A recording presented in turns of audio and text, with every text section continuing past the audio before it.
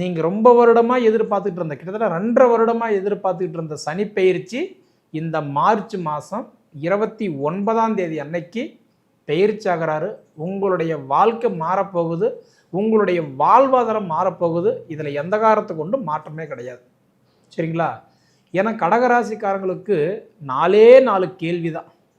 எனக்கு எப்போ இந்த சனி முடியும், எனக்கு எப்போ அந்த கடன் கட்டி நான் வெளியில் வருவேன், எப்போ நிம்மதியாக கஞ்சி குடித்தா கூட நிம்மதியாக சந்தோஷமாக இருப்பேன், எனக்கு எப்போ என் வீட்டில் சுபகாரியம் நடக்கும், அதாவது திருமணம் எதிர்பார்க்குறவங்களுக்கு திருமணம், குழந்தை எதிர்பார்க்குறவங்களுக்கு குழந்தை பாக்கியம், 2வது சொந்த மண்மனை கட்டணும்னு எதிர்பார்க்குறவங்களுக்கு எப்போ சொந்த மண்மனை கட்டுவேன்.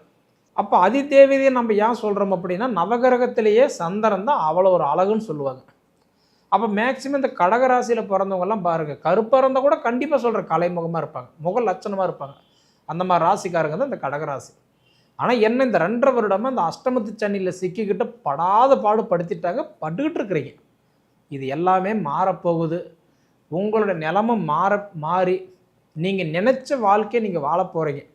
கிட்டத்தட்ட பார்த்தீங்கன்னா அதுக்கு இந்த 1 மாதம் தான் உங்களுக்கு இடையில குறுக்கு இருக்குது. இந்த 1 மாதம் போச்சுன்னா உங்களோட வாழ்க்கை கண்டிப்பாக சொல்கிறேன் மாறப்போகுது. இதில் மாற்றுகிறது கிடையாது. சரிங்களா? அப்போ உங்களுடைய ராசிக்கு வந்து பார்க்கும்போது இன்றைக்கி 2வது பாவகத்துக்கு அதிபதி.